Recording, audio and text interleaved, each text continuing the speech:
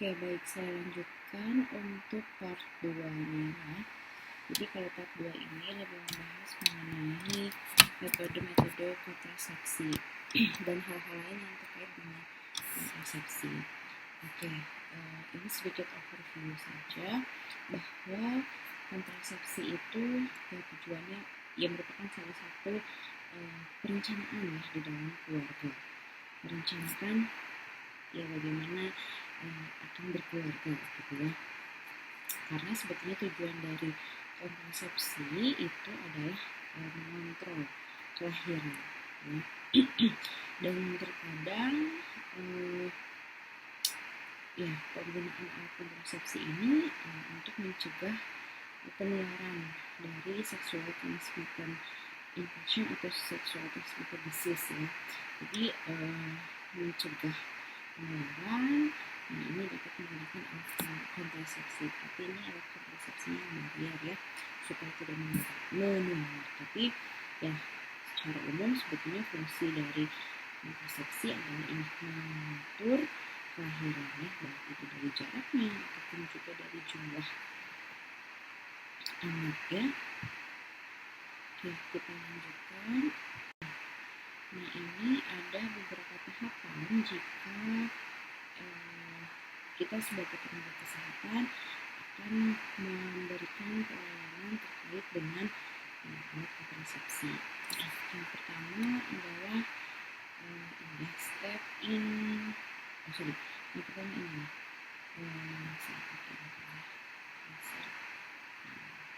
Yang pertama adalah establish and maintain record ya. Nah, pada tahapan ini kita sebagai tenaga kesehatan atau sebagai farmasis dapat menanyakan pertanyaan yang open-ended yang terkait dengan kontrasepsi yang sudah diketahui ya oleh klien atau pasien atau ya oleh orang yang ingin melakukan atau ingin melakukan kontrasepsi ya, atau menanyakan pelayanan kontrasepsi kepada kita sebagai tenaga kesehatan. Kemudian pastikan bahwa informasi yang akan disampaikan atau hal-hal yang akan kita kumpulkan sebagai tenaga kesehatan itu menjaga privasi dan juga dapat dipercaya ya. Kemudian explain how personal information will be used, bagaimana informasi mengenai pasien itu akan digunakan. Ya, encourage patient to ask question, jadi ya dorong pasien untuk bertanya dan kemudian libatkan empati ya dalam prosesnya. Nah, ini kita siapkan terlebih dahulu ya terkait dengan ini kontrasepsi ya. Konseling kontrasepsi kita siapkan terlebih dahulu, baik itu dari pengetahuan kita dan juga dari apa yang sudah dipahami oleh klien atau pasien. Yang kedua ada obtain clinical and social information. Ini bisa mulai kumpulkan nih mengenai histori dari pasien, baik itu medical history, kemudian sexual health ya di sini. Kalau medical history ada bagaimana siklus menstruasinya, kemudian bagaimana bukan bagaimana ya, tapi sudah pernah hamil atau tidak, kemudian sedang menyusui atau tidak. Nah, kemudian ada penyakit kronik atau tidak, apakah ada risiko terhadap kejadian tromboemboli, kemudian apakah ada pengalaman menggunakan kontrasepsi, dan juga ini ditanyakan bagaimana aktivitas seksualnya, apakah menggunakan kondom atau tidak gitu, dan apakah pernah ada sexual transmitted infection atau tidak. Nah, ini lebih ke menggali informasi berarti. Yang ketiga ini work into actively select most effective medically appropriate method. Baru setelah kita kumpulkan datanya di sini, kita rekomendasikan pilih metode yang paling tepat untuk kondisi pasien atau klien ya. Nah, sebetulnya all method that can be used safely, semua metode itu aman ya digunakan, metode-metode kontrasepsi itu. Nah, tapi untuk cara pemilihannya sebaiknya memang dikembalikan lagi pada kondisi pasien. Apakah misalnya pasien ada kondisi penyakit kronis atau tidak gitu ya. Terutama kan seperti contoh nih obat-obat ya kontrasepsi, kontrasepsi yang mengandung hormon, nah itu tentu ada efeknya misalnya terhadap tekanan darah gitu ya, atau secara lebih jauhnya terhadap kondisi ini kemunculan kanker ya. Itu di dipertimbangkan gitu ya dalam memilih, walaupun semua metode juga sebetulnya aman ya. Nah ini, use a tiered approach, discuss most effective method first. Jadi diskusikan juga dengan klien atau pasien. Discuss correct and consistent use, as other patient reported ability to adhere. Nah ini juga bisa mempertimbangkan bagaimana kepatuhan dari pasien ya. Kemudian identify barriers to success. Bisa diidentifikasi kemungkinan kegagalan dalam penggunaan si alat kontrasepsi, misalnya dari social behavior. Jadi dipilih metode kontrasepsi itu, jadi tidak hanya misalnya dari kondisi klinis pasien, tapi dari beberapa aspek-aspek lain yang perlu dipertimbangkan, seperti misalnya social behavior, mental health, substance abuse, terus partner manufacturer. Ya, jadi ini bisa menentukan. Jadi misalnya walaupun misalnya pasiennya aman gitu ya, sehat untuk menggunakan pil, ya tidak ada komorbid atau tidak ada penyakit yang akan lebih parah ketika menggunakan pil hormon, tapi misalnya ternyata sosial behaviornya lingkungannya itu tidak memungkinkan untuk bisa menggunakan obat setiap hari, misalnya terlalu banyak distraksi atau gangguan gitu ya. Atau misalnya ada mental health yang mungkin tidak bisa mengingat setiap hari gitu, nah itu juga bisa dipertimbangkan. Kemudian, nah ini juga perlu disampaikan ya mengenai kemungkinan terjadinya efek samping atau ya bisa disebutkan kerugian lah dari setiap metode. Nah sebaiknya direkomendasikan itu 2 metode ya, ada metode yang hormonal dan juga barier. Jadi kalaupun misalnya yang hormonalnya lupa nih digunakan, nah ketika menggunakan barier, nah itu masih bisa mencegah terjadinya kehamilan, itu bisa mengontrol terjadinya kehamilan. Kemudian bisa diskusikan ini non kontraseptif benefit ya. Jadi misalnya ya ini bukan ya misalnya ini ya harapan lain lah ya yang bisa dilakukan, misalnya treating abdominal uterine bleeding, itu efek tambahan ya yang bisa dilakukan. Kemudian yang keempat ada physical assessment when warranted. Jadi ini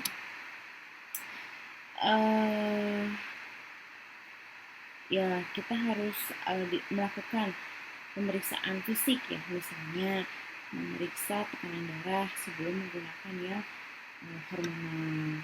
Kemudian dites dulu apakah hamil atau tidak gitu ya sebelum menggunakan alat kontrasepsi.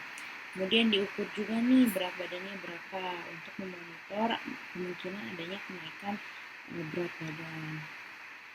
Terus ini to avoid logistical, emotional, or financial burden. Apa ya ini? Sebaiknya ya bisa dilakukan pemeriksaan ya, misalnya breast examination, metabolic study, cervical psikologi ya, itu cukup memungkinkan ya.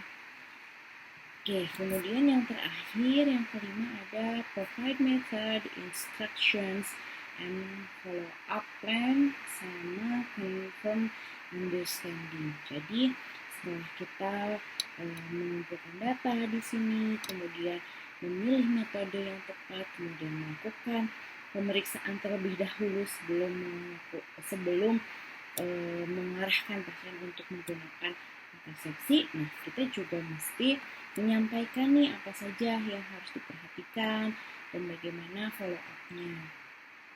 Ya, jadi ini menjelaskan tentang metodenya, kemudian instruksinya seperti apa ya. Ini terutama instruksi untuk yang penggunaan hormonal ya.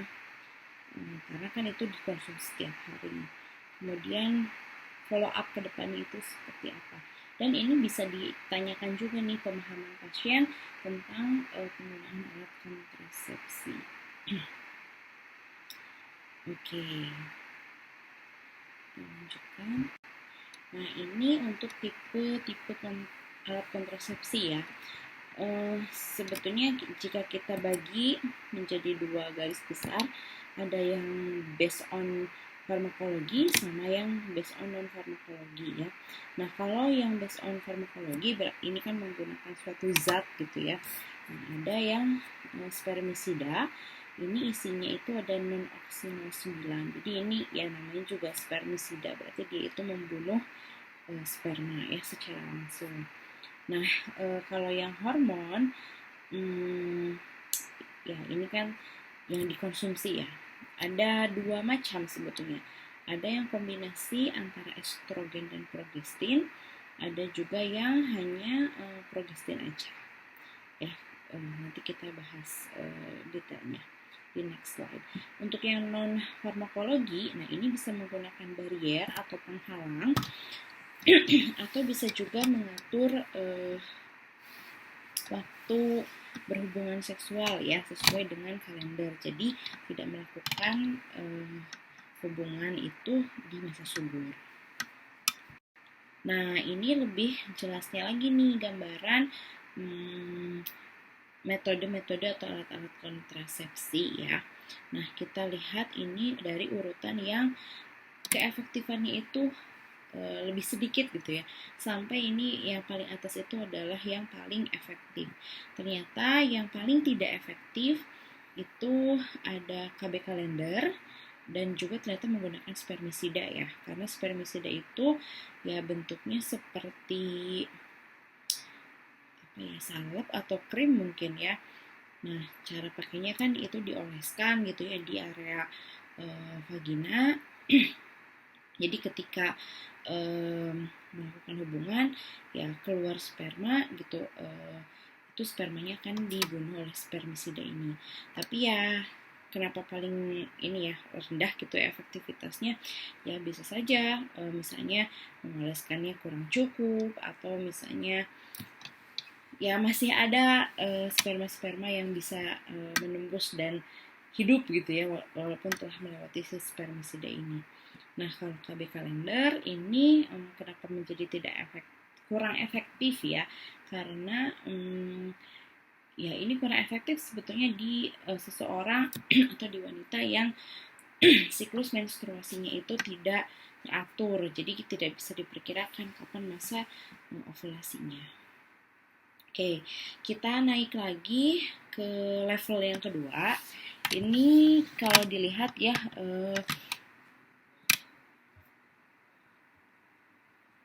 kalau dilihat itu mana ya? Ini 18 or more pregnancies per 100 women in year. Jadi dengan menggunakan metode-metode ini masih terjadi kehamilan 18 orang atau lebih dari 1.000 wanita dalam 1 tahun.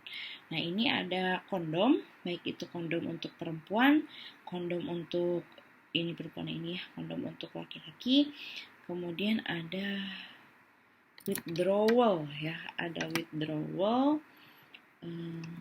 Kemudian ada apa ini? Spong ya. Nah, di sini bisa dilihat kondom, spong sama withdrawal. Ini use correctly every time you have sex. Jadi ini memang harus digunakan ketika akan melakukan hubungan seksual. Jadi sifatnya itu tidak permanen ya. Kemudian apa ini? Kita lanjut lagi. Ini ada fertility awareness based method. Jadi based ya ini awareness ya terhadap fertility Abstain or use condom on fertile days. New use method may be easiest to use and consequently more effective. Nah, iya sih kalau misalnya menggunakan kondomnya sudah jelas-jelas pada saat masa subur gitu ya, yaitu ya efektif ya. Ya walaupun memang masih ada kemungkinan ini ya kejadiannya. 18 dari 100. Kemudian kita naik lagi. Nah, ini kejadiannya 6 sampai 12 kehamilan dari 100 wanita dalam 1 tahun. Ada injectable ya yang disuntikan, kemudian ada pill, patch, ring, sama ada diaphragm. Kalau injectable ini harus diulangi dalam periode tertentu. Kalau pills ini harus dikonsumsi setiap hari. Patch atau ring ini keep in place, change on time. Jadi ya seperti mungkin ada seperti injectable ya. Jadi ada periode tertentu di mana patch sama ring itu harus diganti. Kalau diafragma ini digunakan setiap akan melakukan hubungan seks. Nah, ini naik lagi yang dikatakan more effective ya. Karena less than one pregnancy. Jadi hampir kejadiannya itu kurang dari 1 kehamilan ya, dibandingkan dari 100 wanita ya dalam 1 tahun. Ada yang sifatnya permanen, ada yang sifatnya reversible. Kalau yang reversible artinya masih bisa dibuka gitu ya alatnya. Nah, ini ada implan sama ada intrauterine device atau IUD. Nah, ini IUD ditanam di rahim ya. Kemudian, nah ini biasanya digunakannya dalam jangka waktu tertentu. Ada yang 5 tahun, ada yang 10 tahun. Nah, nanti menjelang waktu itu habis gitu. Nah, itu harus dibuka. Dan jika misalnya tidak ingin hamil lagi, ya dipasang lagi gitu. Kemudian ada yang permanen. Nah, kalau yang permanen ada sterilisasi pada laki-laki yang kita sebut dengan vasektomi, ada juga sterilisasi pada perempuan atau disebut dengan tubektomi ya biasanya disebutnya ya. Oke, kita lanjut lagi. Nah, sebetulnya setiap metode juga ada kelebihan dan ada kekurangannya. Nah, inilah yang harus menjadi pertimbangan ketika teman-teman merekomendasikan metode yang tepat. Nah, ini ada beberapa hal yang menjadi pertimbangan ya ketika akan menentukan metode yang tepat. Pertama, ini yang harus menjadi pertimbangan adalah interaksi obat apabila akan menggunakan kontrasepsi yang hormonal. Contohnya, rifampicin antiviral ini akan menurunkan efektivitas dari kontrasepsi. Kemudian ada lamotrigine, ini dapat meningkatkan kejadian seizure ya.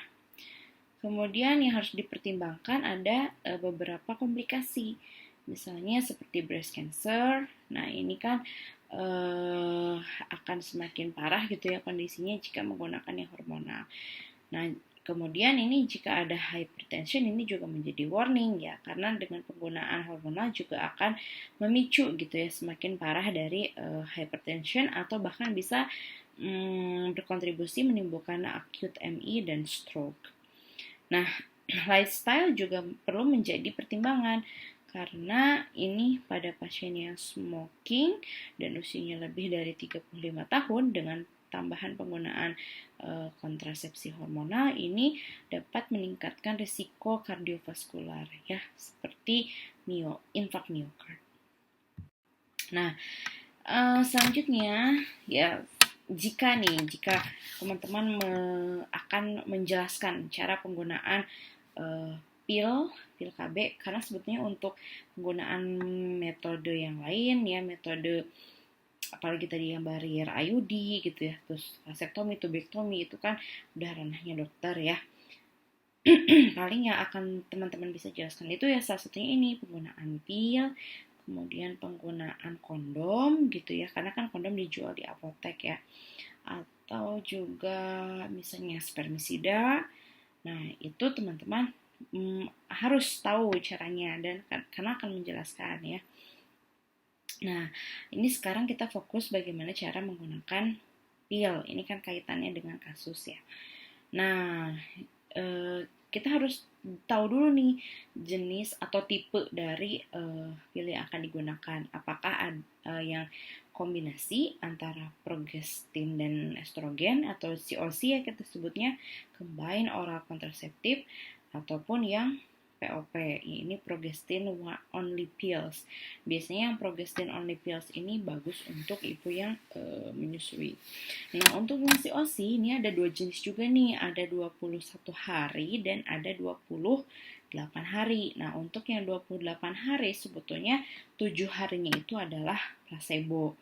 Jadi supaya tidak lupa aja gitu loh menggunakan yang 28 hari, karena kalau yang 21 hari takutnya nanti telat memulainya lagi untuk menggunakan pil, karena kan harus ya skip 7 harinya itu.